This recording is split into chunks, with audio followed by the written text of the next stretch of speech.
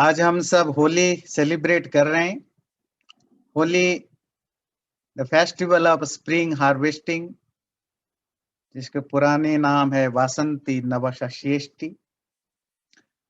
ये festival of spring वसंत का भी उत्सव है और फेस्टिवल ऑफ कलर्स रंग का भी उत्सव है, जो आजकल हम सेलिब्रेट करते हैं। त्योहार को हिंदी में या संस्कृत में पर्व कहते हैं। पर्व का अर्थ होता है गांठ। जैसे बांस में या शुगर केन में, गन्ने में तो गांठ होता है, उसको संस्कृत में पर्व बोलते हैं उसको भी। अब पर्व का मतलब, जब आप काम कर रहे होते हैं, आपकी मूवमेंट चल रहा होता है, थोड़ी देर के लिए आप ठहर जाते हैं। ये जो ठहरना वो गांठ है। ठहरते क्यों है? वैसे ही जैसे दिन भर काम करके रात को आप सोते हैं। क्यों सोते हैं? रिफ्रेश होने के लिए, नई एनर्जी आए, नई ऊर्जा आए, अगले दिन सुबह फिजिकली, मेंटली, इंटेलेक्चुअली आप दोबारा रिफ्रेश्ड होकर के काम पर जाएं। ये तो दिन और रात का है। इसी तरह महीनों में हमें ऐसे इस तरह के वातावरण की जरूरत है, जहां हम अपने आप को रिफ्रेश करें, हमारी एनर्जी को हम दोबारा चार्ज करें। इसी के लिए पर्वों का आयोजन होता है। अब पर्व के लिए जो दूसरा शब्द हमारे यहाँ होता है त्योहार के लिए, शब्द यूज होता है, उससे कहते हैं हम उत्सव। उत्सव, मस्ती, मजा, लाइफ को एंजॉय करना। ऐसा नहीं कि आज के लोग ही मस्ती करते हैं। जब से मनुष्य पैदा हुआ तब से वो उसको एंजॉय करने की जरूरत है, क्योंकि हम मशीन तो है नहीं पशु कि सिर्फ काम करते जाएंगे। पशु पक्षी है नहीं कि खा पी कर सो जाएंगे तो रह जाएगा। मनुष्य में और भी बहुत सारी चीजें हैं, उसका ब्रेन है, इमोशंस हैं, उसको भी डील करना पड़ता है। आप किसी भी इंसान को खाना दे दो, अच्छा घर दे दो, तो भी वो संतुष्ट नहीं होगा। उसके इमोशन को भी सेटिस्फेक्शन चाहिए। इसीलिए जो त्योहार हम मनाते हैं, जिसे हम उत्सव कहते हैं, पर्व, जहां आप थोड़ी देर के लिए ठहरते हैं, खाली सोने के लिए नहीं, एंजॉय करने के लिए, एक्टिवली आप रेस्ट करते हैं। आपका वो जो रेस्ट करना होता है वो एक्टिविटी के साथ होता है, अब एंजॉय करते हैं।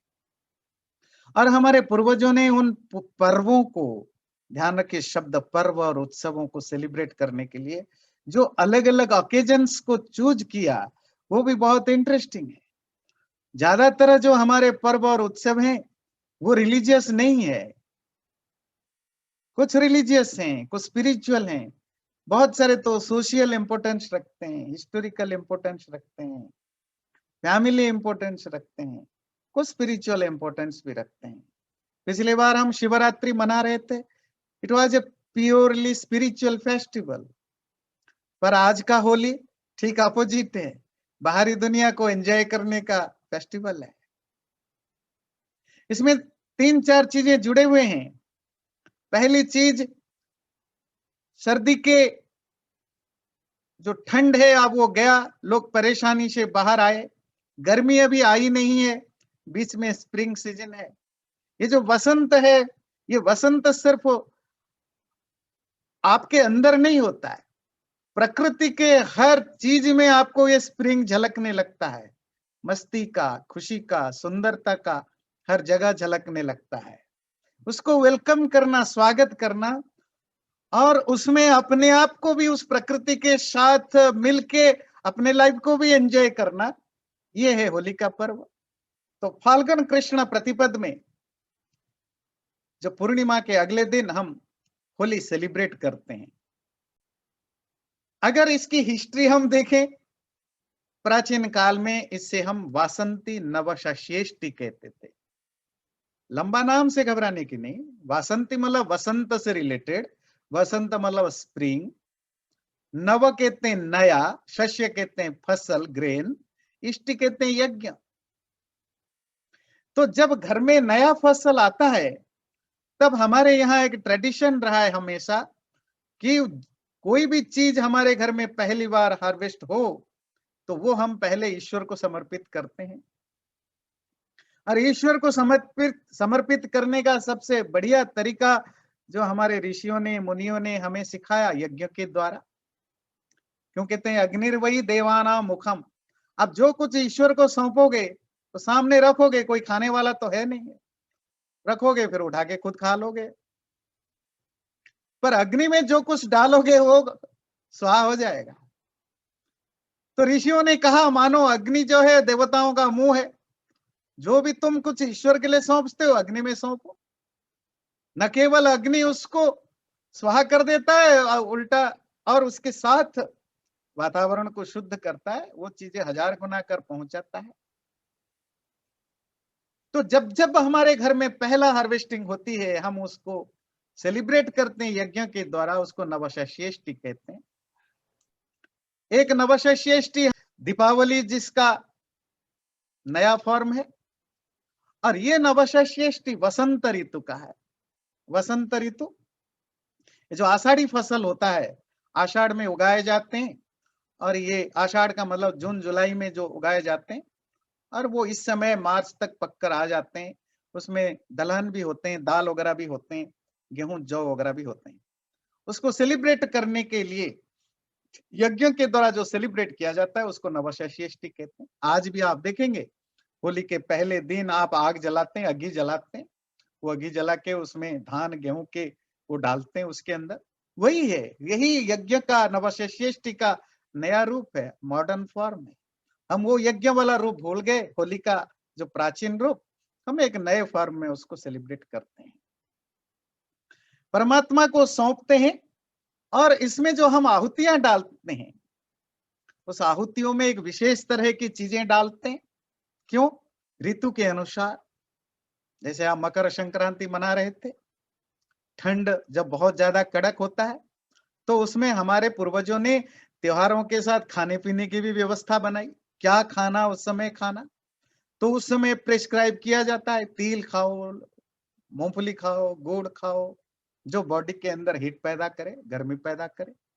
वसंत अलग टाइप का सीजन है, वसंत स्प्रिंग है, यहाँ सब कुछ अच्छा होता है। और अच्छा सिर्फ आपके लिए नहीं, कीड़े मकोड़ों के लिए भी होता है, मक्खी मच्छरों के लिए भी होता है, बैक्टीरिया वायरस के लिए भी होता है, सबके लिए अच्छा होता है। तो बहुत सारी बीमारियां भी इन्हीं दिनों होता है, फ्लू होना, एलर्जी होना, स्किन डिजीज होना, सब कुछ इन्हीं दिनों होता है। तो इस त्योहार के साथ खाने पीने की व्यवस्था बनाई। वो जो खाना खाना होता है, जो खाना ये वसंत फंक्शन में खाया जाता है, उसे होलक कहा जाता है, जहां से होली बनी। शब्द कल्पद्रुम में कहते हैं प्रणाग्निम भ्रष्टार्थ पक्व शमी धान्य होलक। ये होली शब्द आया कहां से? आजकल तो आपको वैसे ही सुनने को मिल जाता है, कोई होली का राक्षसी थी, प्रहलाद को बसाया। वो तो हिंदू लोग जब मूर्ख होते जाते हैं होते जाते हैं होते जाते हैं, फिर कहीं कहीं से भी कहानी उठा करके रख देते हैं। होलक कहते हैं हाफ बेक्ड शमी ग्रेन को। ये जो शमी ग्रेन का मतलब होता है, ये जो फली वाले जितने अनाज होते हैं ना, जिसके अंदर फली होती है, जैसे दाल की चीजें होती हैं, या जिसके ऊपर एक छिलका होता है, धान है, जौ है, बाजरा है, या ये जो दाल की चीजें हैं, इसको शमी धान्य कहते हैं। ये फली वाले अन्न को जब थोड़ा सा अधभुना करते हैं, हाफ बेक्ड करते हैं, इसको होलक बोलते हैं। ये उस होलक का फेस्टिवल होने के कारण इसको होलिका कहा जाता था। होलिका धीरे धीरे होली में कन्वर्ट हो गया। उस होलक को खाया जाता था। वो जो यज्ञ में थोड़ा सा यज्ञ के बाद उसको हल्का पका करके, हाफ बेक करके उसको खाया जाता था, जिससे कि वो ये जो ऋतु संधि के जो बीमारियां हैं, जो सीजन जब चेंज होते हैं, वो चेंज के कारण जो बीमारियां होती हैं, बीमारियों में हेल्प करता है। आयुर्वेद का भाव प्रकाश लिखता है, आयुर्वेद का एक प्रसिद्ध ग्रंथ है भाव प्रकाश, लिखता है अर्धपक्व शमी धान्य तृण भ्रष्टे होलकः होलको अल्पानिलो मेदः कफ दोष श्रमापह। ये जो अर्धपक्व है, हाफ बेक्ड जो शमी धान्य है, ये जो छिलके वाले जो अनाज है, उनको जिसके ऊपर से छिलका निकाल करके जो उसके अंदर का जो ग्रेन है, उसी को होलक कहते हैं। उस होलक को खाने से होता क्या है, तो आयुर्वेद का भाव प्रकाश लिखता है जिसके अल्पानिलो मेदः, आपकी मेद को, चर्बी को कम करता है, फैट बढ़ाने में रोकता है। कफ दोष श्रमापह, ये जो कफ, जो स्प्रिंग सीजन के कारण जो कफ की बीमारियां, ठंड की, कोल्ड, एलर्जी वगैरह की होती है, उसको रोकने में हेल्प करता है। और श्रमापह, जो थकावट इन समय ज्यादा होता है, ये थकावट को भी दूर करता है। ये स्प्रिंग सीजन के कुछ प्रॉब्लम है। जल्दी नींद आती है, लेजीनेस आता है, टेंडेंसी ऑफ स्लीपीनेस, लेजीनेस, ये सब स्प्रिंग सीजन के में स्वाभाविक रूप से सबको आता है। और ये जो होलक है, वो खाने से ये आपको हेल्प करता है लाइट फील करने के लिए, नींद कम करने के लिए। इवन बहुत सारे जगह तो स्किन डिजीज भी इन्हीं दिनों होते हैं, इसको रोकने के लिए। और ये जो बीमारियां, इसको हमारे आयुर्वेद में कहते हैं ऋतु संधि की बीमारियां। ऋतु समझते, सीजन्स होते हैं, वसंत, शीत, शीत गया, वसंत आया, वसंत जाएगा, गर्मी आएगी। तो ये जो बीच में जो कुछ दिन होता है, इसको ऋतु संधि कहते हैं, संधि। अंग्रेजी में आप कहते हैं जो सीजन चेंजेस होते हैं, तो सीजनल चेंज जब होते हैं तो उसमें कारण बीमारियां आती है, बॉडी को एडजस्ट करने में टाइम लगता है। इसीलिए जब जब भी ऋतु संधि में कोई फेस्टिवल होता है, हमारे पूर्वजों ने ऐसे खाने पीने की, पकवान की, प्रसाद की व्यवस्था की जो आपको उस समय की हेल्थ के लिए अच्छा हो। और वसंत में जो खाने की प्रिस्क्रिप्शन है वो होलक है। उसी के कारण से इस फेस्टिवल को हम होली कहते हैं।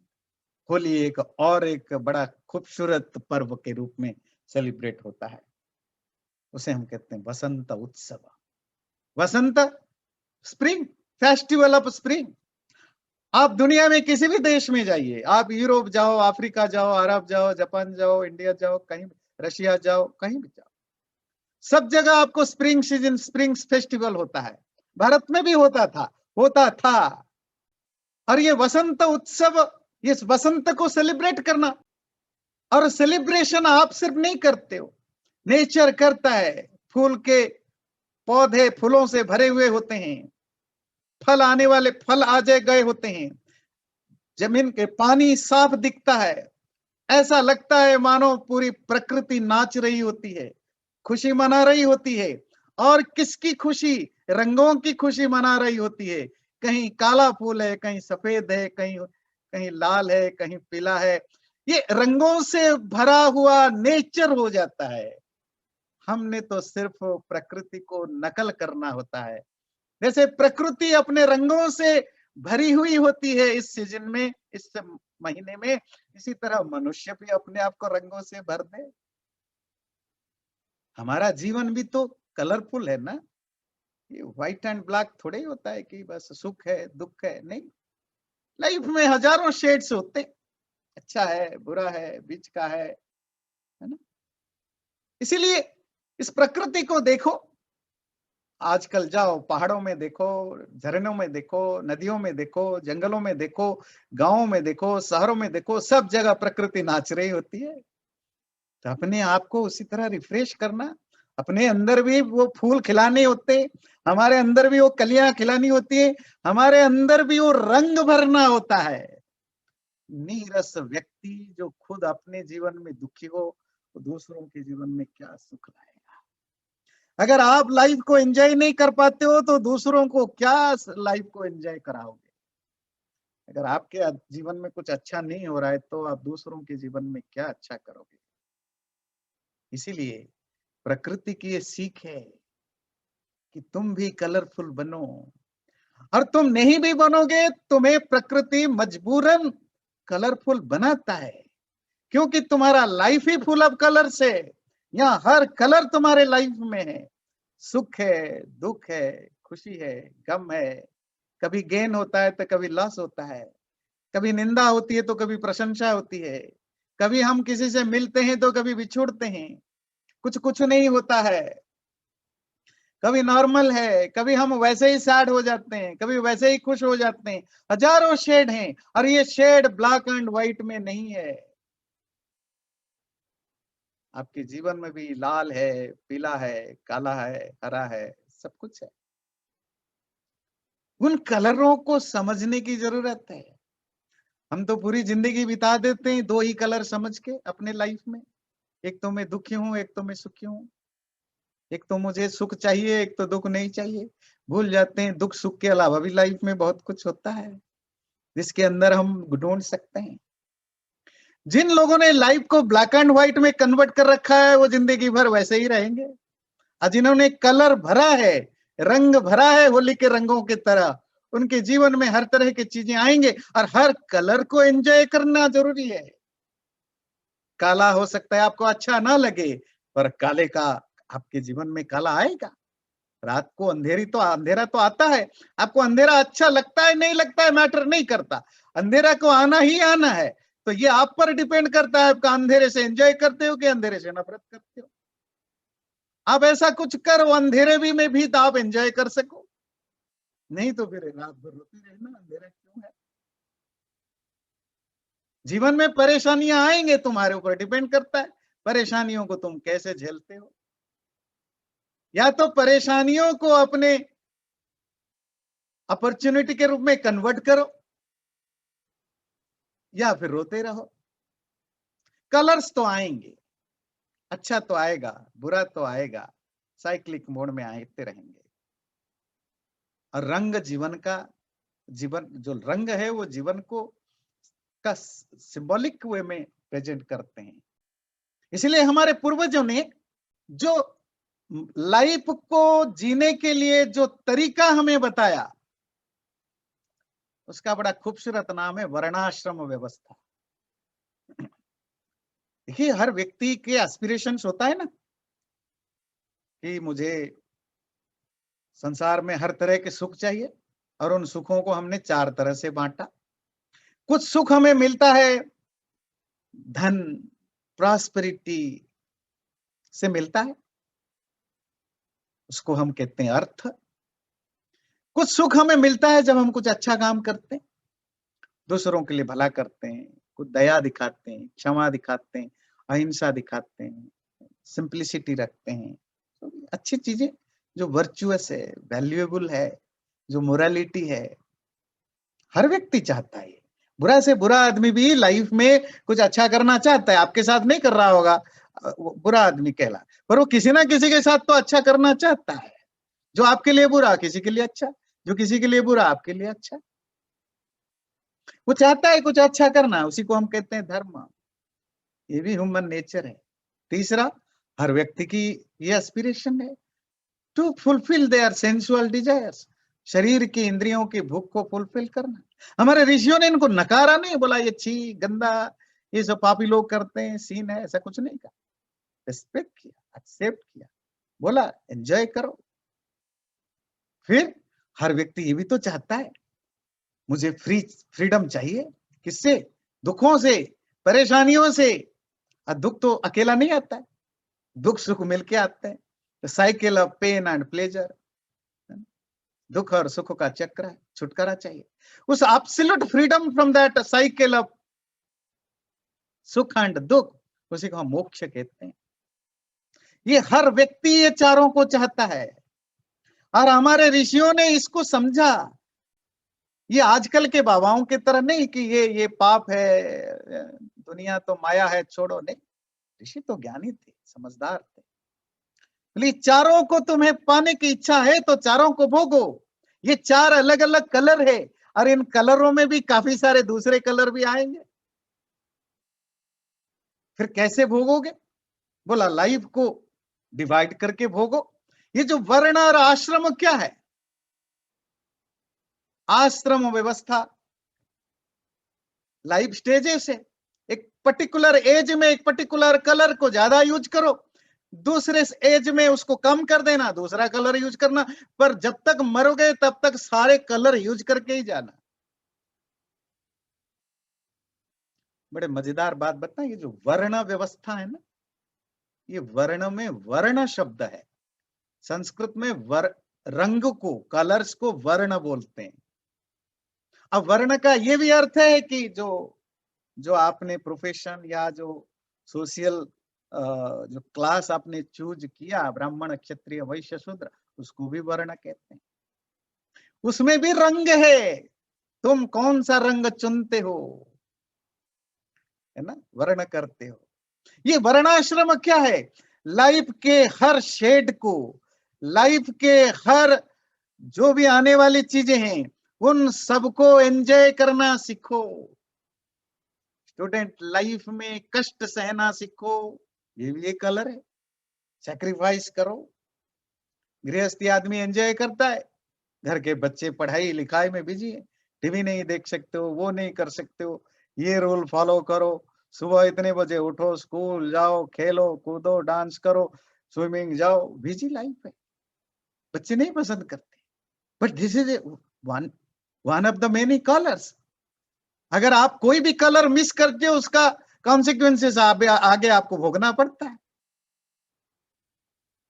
यही है कलरफुल लाइफ। जीवन में हर तरह की चीजें आते हैं, उनको भोगना पड़ता है। और कलरों की अपनी एक स्पिरिचुअलिटी। सारे कलर सफेद से पैदा होते हैं। जब सब कलर उसको आप मिला देते हो रंगों को, तो ब्लैक हो जाते हैं।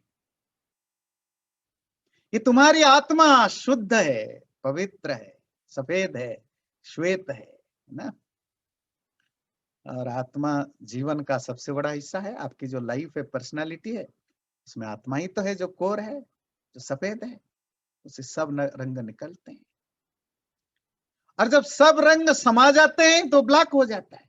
At the end of the day the life is about white and black, काला और सफेद। पर उन काले और सफेद को लेकर आप जी नहीं सकते हो ना। आपका लाइफ वैसा है भी नहीं है, इसमें तो भरा पड़ा है कलर। जब तुम्हारा माइंड व्हाइट होता है, कब होता है तुम्हारा माइंड व्हाइट? जब तुम्हारा कॉन्शियस प्योर होता है, जब तुम पीसफुल होते हो, जब तुम खुश होते हो, या थोड़ी ऊपर उठते हो, जब तुम मेडिटेटिव मोड में होते हो, तो तुम सफेद होते हो। जब तुम बहुत दुख में होते हो, परेशानी में होते हो, टूटा हुआ होते हो, ब्रेक डाउन हो जाता है, तो तुम काले रंग को एंजॉय, काले रंग में होते हो। पर जीवन तो ये नहीं ना, जीवन इसके बीच में भी है। वो काले और सफेद के बीच में हजारों शेड हैं, हजारों शेड हैं। उन सब शेड्स को हमें एंजॉय करना चाहिए। आप कहेंगे मैं क्यों एंजॉय करूं? मत करो, आएगा। पर होली में बाहर निकलोगे, कोई ना कोई रंग तो लगा ही देगा।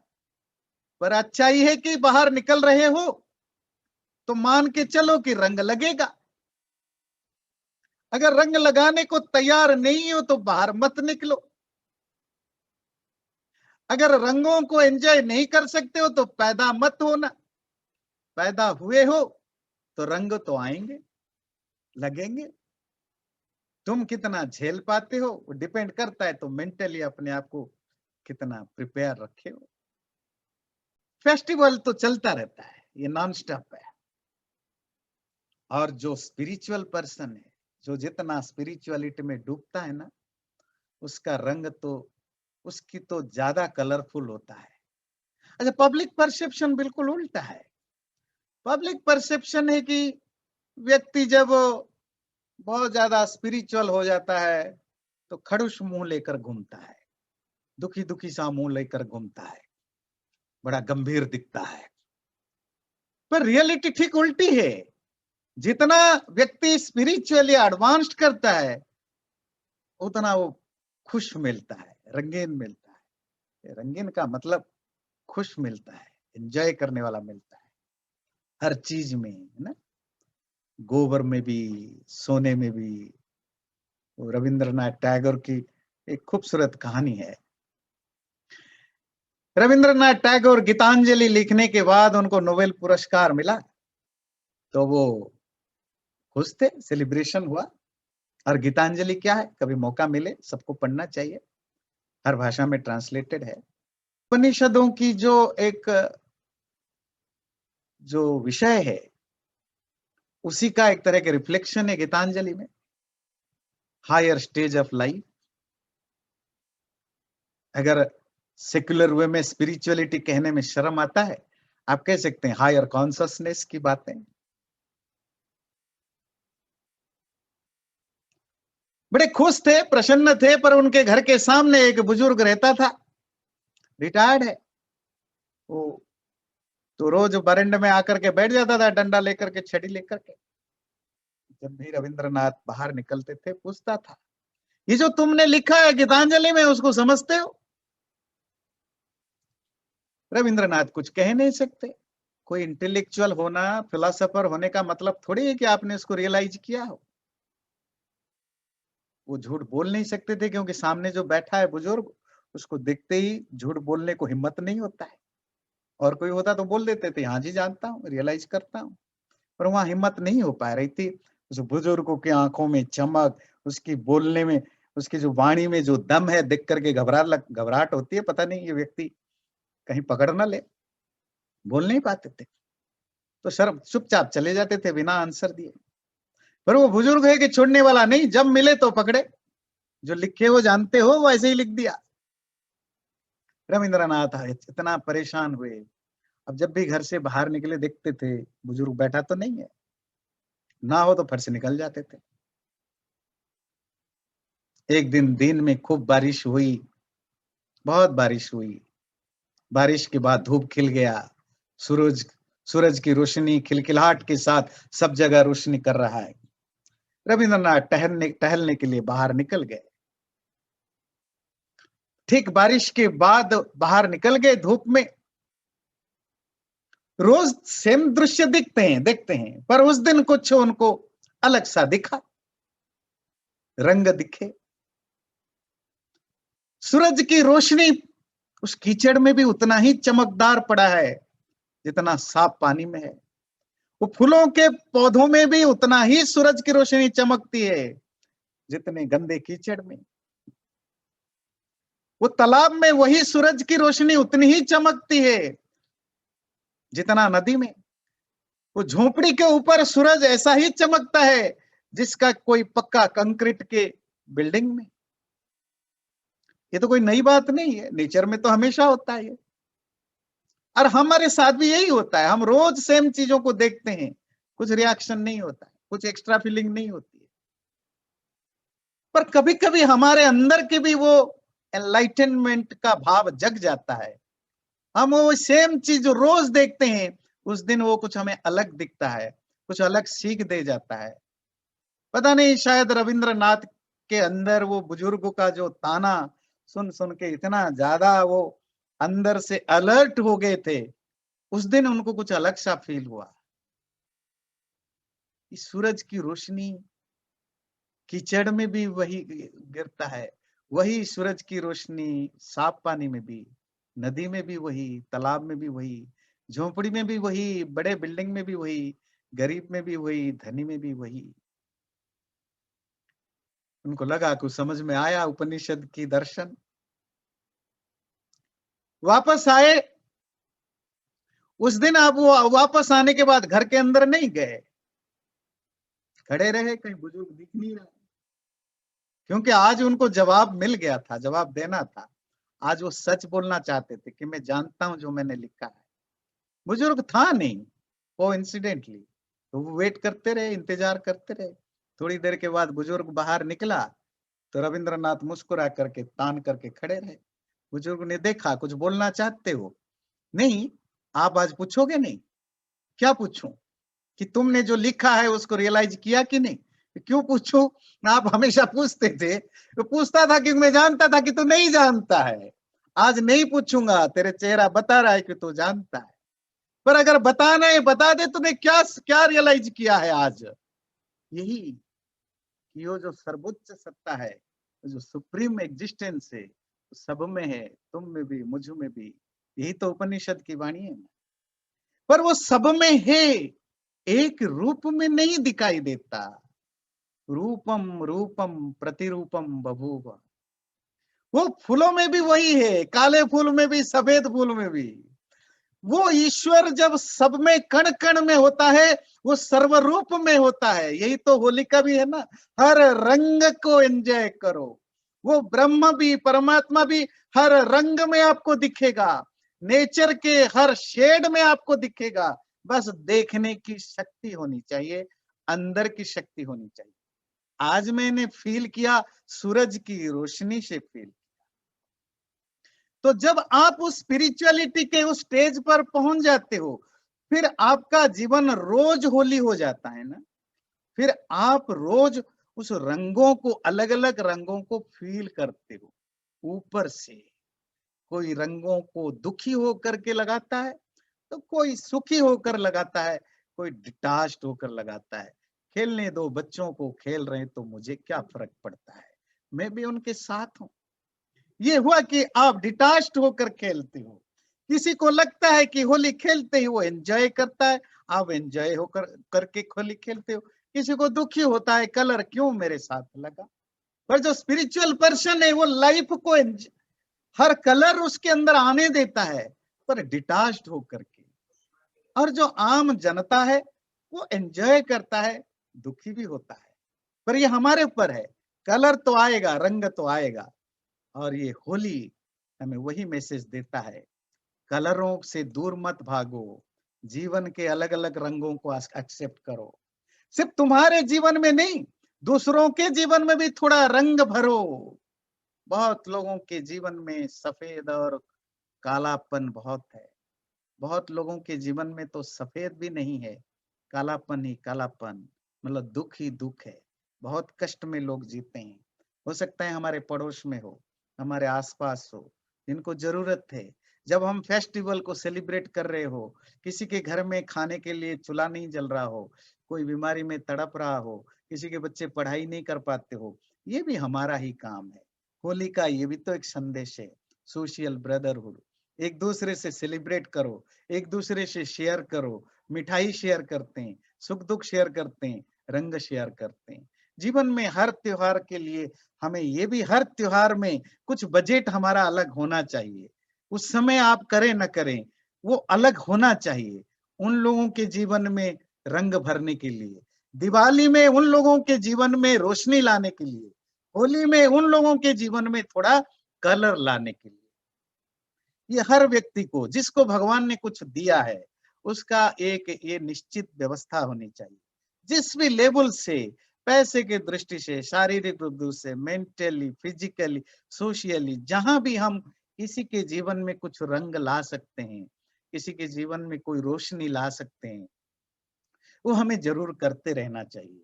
ये भी हमारे पर्वों का एक बहुत बहुत पवित्र भाव है, और जिसे हमें बताने की भी जरूरत है। हमारे बच्चों को भी बताने की जरूरत है, हमें भी समझने की जरूरत है और याद रखने की जरूरत है।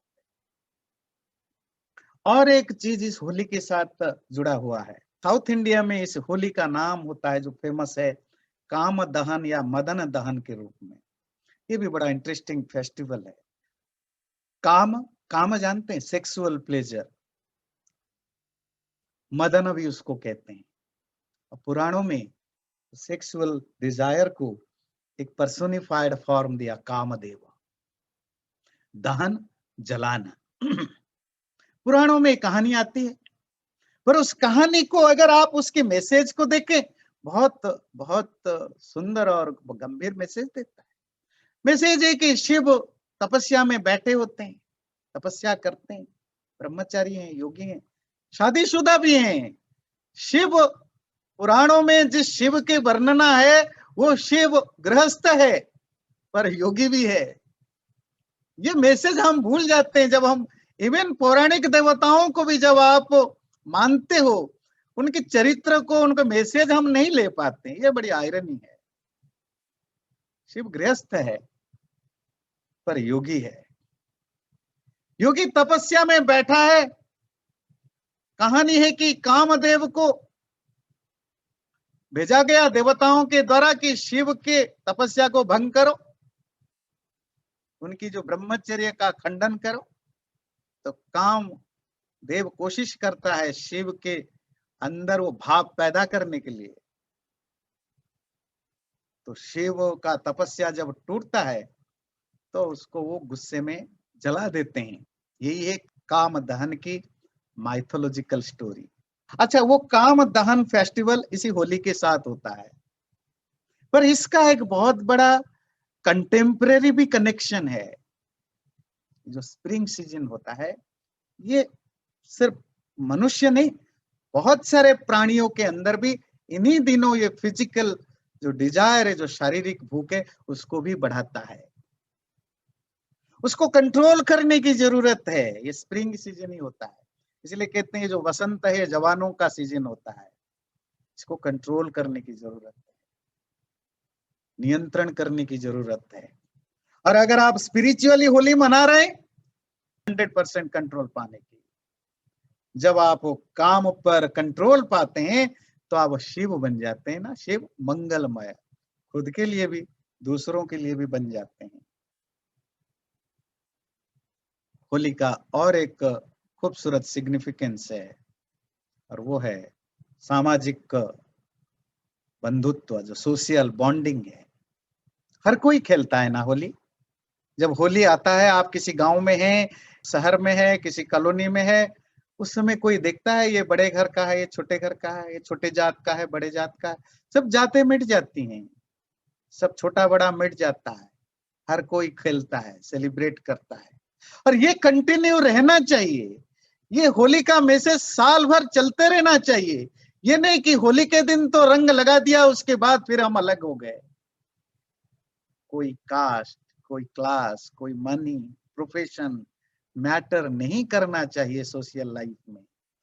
हर इंसान प्रभु का संतान है, वो छोटा है या बड़ा है, धनी है या गरीब है, ज्ञानी है या मूर्ख है, अनपढ़ है या पढ़ा लिखा है, कौन सी क्लास से बिलोंग करता है, हर व्यक्ति ईश्वर का संतान है।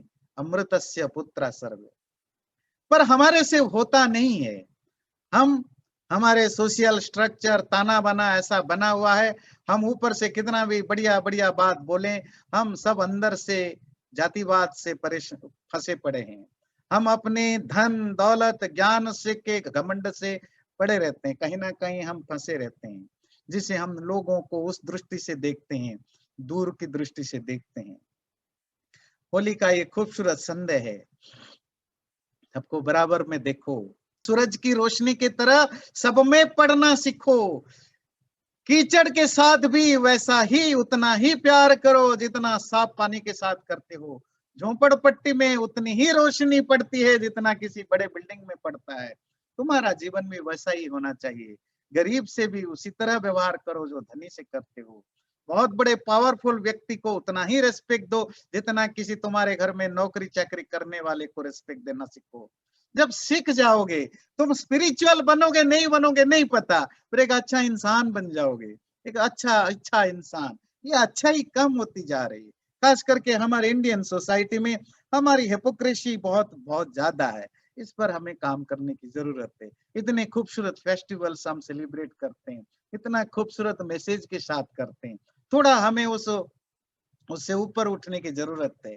हमें सबको आदर करने की जरूरत है, सबको बराबर देखने की जरूरत है, सबके प्यार करने की जरूरत है।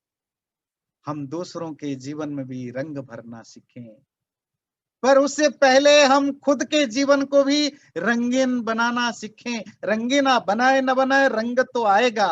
उन रंगों को एक्सेप्ट करना सीखें, और एक्सेप्ट करते करते अगर एंजॉय किए, इससे तो अच्छी बात और कुछ नहीं। और दूसरों के जीवन में भी थोड़ा रंग भरना सीखें, जैसा भी आप रंग भर सकते हैं, फाइनेंशियली, फिजिकली, सोशियली, जो भी रंग भरें। खुद खुश रहना सीखें। दूसरों को तभी खुश रखेंगे ना जब आप खुश रहो। जिसका पति हमेशा दुखी रहता है, वो कहा क्या अपनी पत्नी को खुश करेगा? जिसकी पत्नी हमेशा दुखी रहती है तो वो अपने पति को क्या खुश रखेगी? जिसके माँ बाप दुखी है तो बच्चों को क्या खुश रखेगा? जिसके बच्चे दुखी हैं, माँ बाप को क्या खुश रखेंगे?